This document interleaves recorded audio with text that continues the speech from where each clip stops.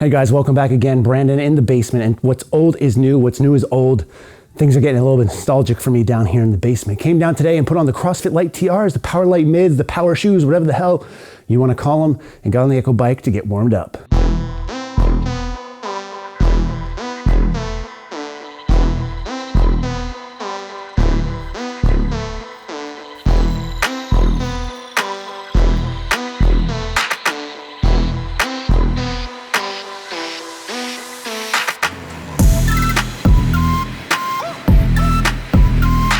Now, speaking of old, check out this sweet beanie with my name on it. How many of you guys have a beanie with your name on it, let alone a beanie with my name on it? That would be even weirder, but this hat is like 30 years old. I've had it since I was a little kid, and surprisingly, it still fits, if you consider this fitting. It's cutting off the circulation to my head, but it's warm, it's tight, and has a big white pom-pom on top, so you can't really go wrong with that.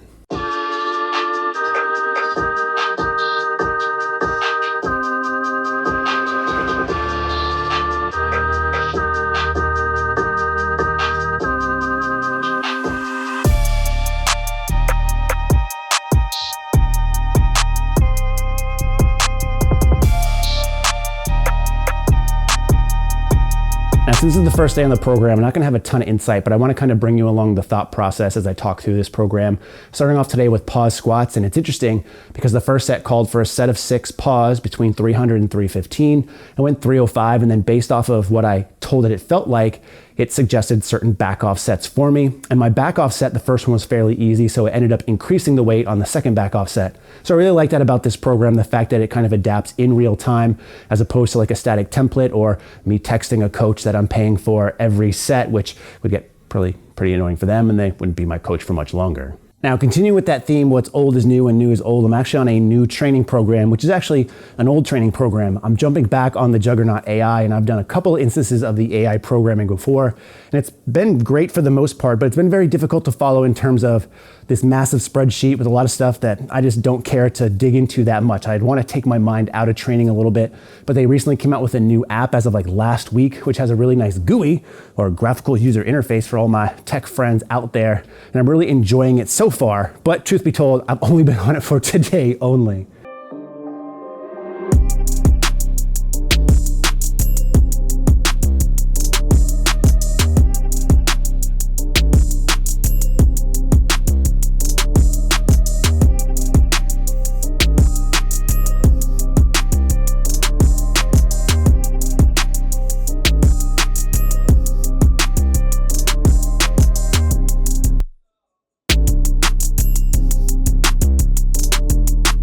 All right, so I also have some Paws Bench today, and it's reminding me one of the reasons why I don't like flip down safeties as much as I like straps.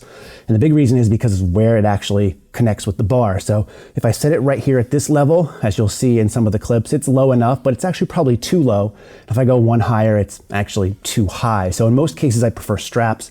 The problem with the rep safety straps though is, in addition to them potentially failing, which I talked about in a video, is the length on them is way too long for me. There's too much slack. So you usually have to offset one being pretty low and the other being pretty high to fail at a safe distance. And it just gets really janky with bench on a 30-inch depth rack where I don't like it. So I'm probably gonna have to start benching, at least in the pause benching, in the actual Rogue rack again. So keeping on today's topic of what's old is new again, I gotta tell you guys, I have cereal literally every single day for breakfast, and I've done so since I was a little kid. I love it, but as I've gotten older and learned what macros are, my choices for cereal brands have changed dramatically over the years because I'm more aware of what goes into my body and what can fit within my specific diet that I follow.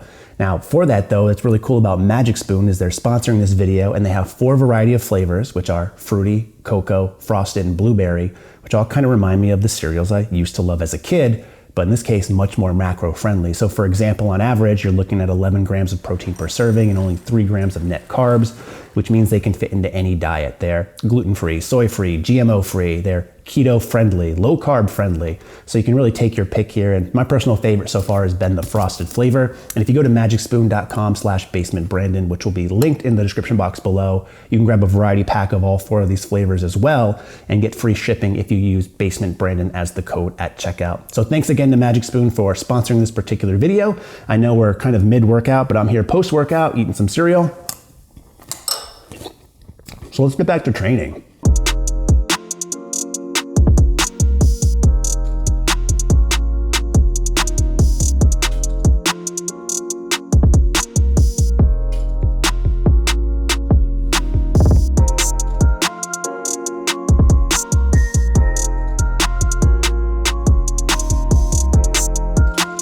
All right, so I have deadlifts today too, and surprise, surprise, it's also a paused movement. Part of this is by design. Now, even though the program outlines what you should do, you do have the ability to swap out exercises, which I like. It actually called for deficits because I put in a weakness that I'm slow off the floor. Some might say I'm slow in general, but I don't have any mats to stand on right now. I actually have some scraps I'm eyeing right in the corner right now because, as you know, I'm adjusting my gym some where I might make that. But decided to put in paused deadlifts just because I'm pausing everything else.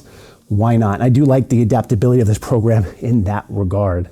So speaking of the adaptability, I like that about the assistance movements too. Instead of just outlining specifically what you should do, it gives you a list of things to pick and just outlines, hey, pick a back movement, pick a quad movement, a hamstring movement, and gives you a suggested list, all of which of course you can override for anything that you want. So if you want to just throw in bunches of curl sets, you could definitely do that. The problem is for me though, is some of the things is RPE based or rep and reserve based, which is cool. But for some of those exercises that I've never done really before, I don't have a 1 rep max or a good idea of where I should be. So probably for the first week or two until I start adapting and figuring that out, I'm probably gonna err on the side of caution and just go lighter in that regard and just kind of work my way up to where I can feel comfortable on. The good news is since it's accessory movement, who really cares at the end of the day, right? All right, so I've been talking about the positives so far of this program. One thing that I don't like initially on day one is the fact that we're not doing a lot of working sets for the actual movement. So I'm doing 6 total exercises today, but a lot of them are only for like 2 sets each. And when you're doing squatting, benching, and deadlifting, those are very different warm-up and setup type routines. So to get to my working weight, it takes a while.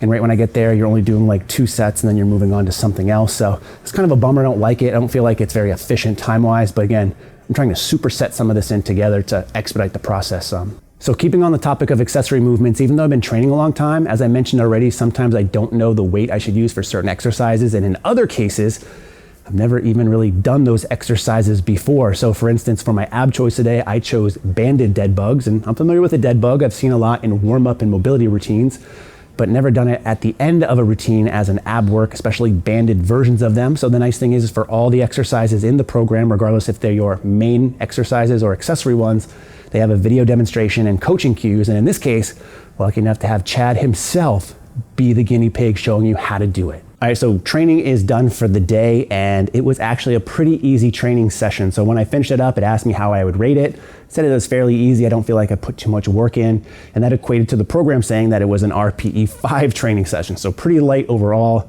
And it's funny to me because I'm sure in a couple of weeks when I've bended this program a little bit and it adapts to my input and it's kicking my ass, I'm gonna say, hey, remember when I said this program was easy? But I'm happy to see that because if you remember from the last couple of times I've run this, or if you've looked into the AI program in the past, a lot of people kind of thought, myself included, that it had a ton of volume and a ton of intensity up top and it was very tough to deal with. I really like how this one kind of eases you in. And I'm just on the normal program. When you sign up for it, they do have the option to do a bridge. So if you're coming from just finishing up some heavy training or another routine, it'll ease you into the program for a couple of weeks before jumping right in. But luckily for me, I didn't put a competition in sight. So it just kind of started me on a hypertrophy block, which is going to be fairly easier anyways, and it's going to build up. So I'm really looking forward to running this program. Hopefully you guys are too. So if you have questions about it, leave it in the comment section below and I'll be sure to address those as I do these training videos from time to time. But in the meantime, as always, thanks for watching and stay big.